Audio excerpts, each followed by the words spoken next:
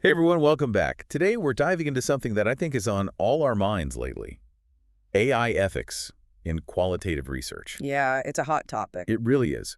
And thankfully we have Suzanne Fries's work to help us navigate this new terrain. Specifically, her blog post on, well, navigating ethics in AI-driven qualitative research, privacy, and confidentiality. It's a really insightful piece. It really is. So to kick things off, one thing that struck me was Fries's emphasis on the ethical standards, like informed consent and data protection.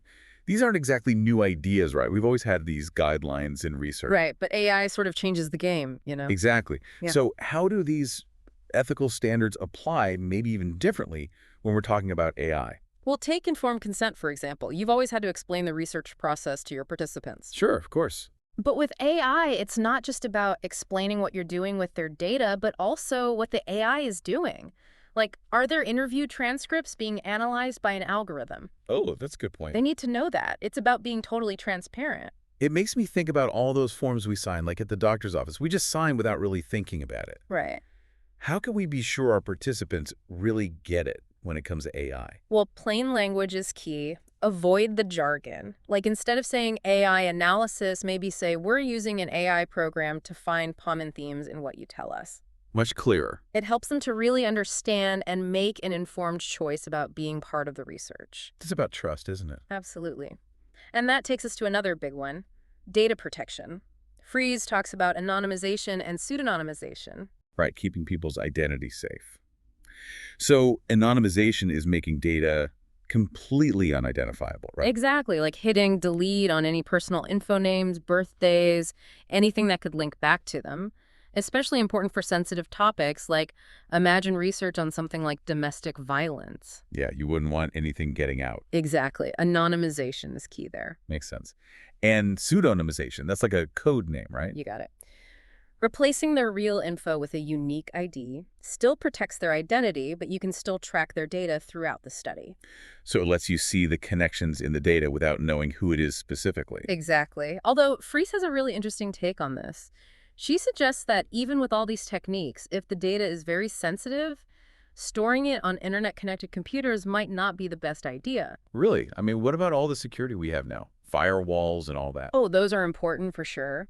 But Fries's point is that there's always some risk, and the fallout from a data breach, especially with really personal info, could be disastrous. So wait, if even with all those protections, keeping really sensitive stuff online is risky, what's the alternative? That's where Fries brings up these offline tools. Offline. Yeah, specifically for transcription, I have to admit I was surprised. Offline transcription, like AI that can transcribe audio or video without sending it through the internet. Exactly. She mentions a few, like NoScribe, Train, and Buzz, all designed with data security as the top priority. It all happens locally on your computer. Wow.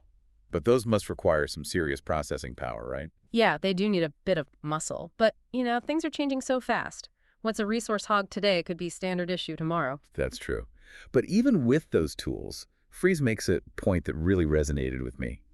Always review the AI-generated transcripts. Oh, absolutely. It's easy to get, fooled by how good AI is getting. Right. But it's still not perfect. We're dealing with people's stories here. You can't just assume the AI got every nuance, every detail right. It's like you still double-check the numbers on your calculator, right? Even if it's a fancy one. Exactly.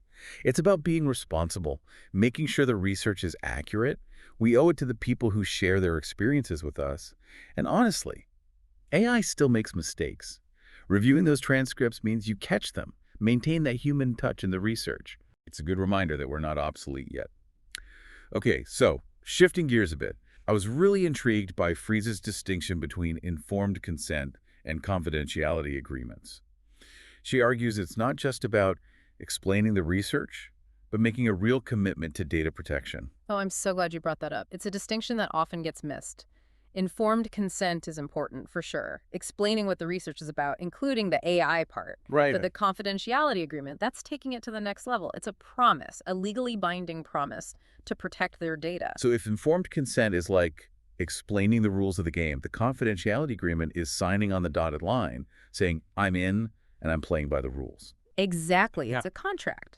And that's huge for building trust. People are more likely to open up if they know their information is really being protected. And Honestly, knowing that agreement is in place, it protects the researcher too. Lays everything out nice and clear. Makes sense. So when it comes to these agreements in the age of AI, is it the same old, or are there new things we need to think about? Yeah, that's a good question. And you know what? Freeze actually lays out exactly what makes a confidentiality agreement really strong when you're using AI. It's not enough to just, use the old templates we've always used. Right. AI changes things. It does. One thing she's big on is making sure AI-generated reports are included under confidential information. Oh, that's interesting. Because those reports, even though the AI makes them, they come from that raw data. Mm. It makes sense that they need that protection too. Exactly. Like we're not just protecting the ingredients, right? Yeah. We're protecting the recipe, the finished dish, the whole process when it comes to people's data. I like that. It's a good analogy. So besides being super clear about what is confidential, what else does Freeze recommend we put in these AI-era agreements? Well, transparency is key. She talks about really detailing those data protection measures you're using. Like, are you using offline transcription? What kind of encryption? Who has access to the data? Yeah.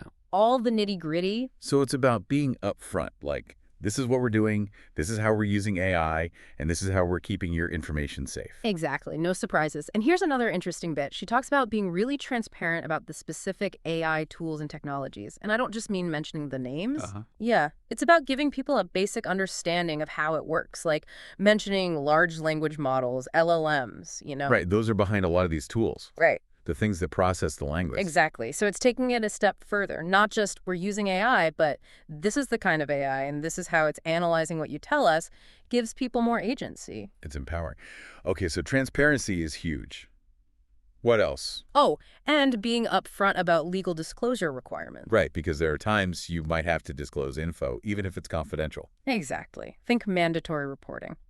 Freeze's point is to be open about that possibility from the start. Like, we're doing everything we can to protect your data, but there might be these rare cases. It's about setting realistic expectations so that everyone's on the same page. She's really thought of everything. She has. Wow. And the best part, she even has templates on her blog.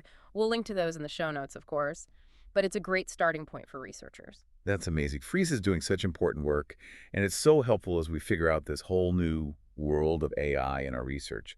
As we wrap up, is there one big takeaway you want our listeners to remember as they start using AI?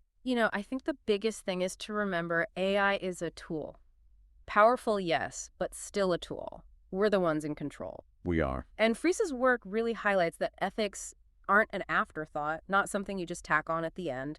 It has to be at the core of every decision we make, from start to finish. That's so important. So it's about being critical, being responsible, and really respecting the people who share their experiences with us. Yes, that's how we make sure AI is used for good. Absolutely. Well, on that note, we'll wrap up this deep dive into AI ethics and qualitative research. It's a complex topic, but we hope this conversation has given you some food for thought. The future of ethical AI research really is up to us. And by working together talking about these things, we can make sure these powerful tools help us create a better future for everyone. Thanks for listening.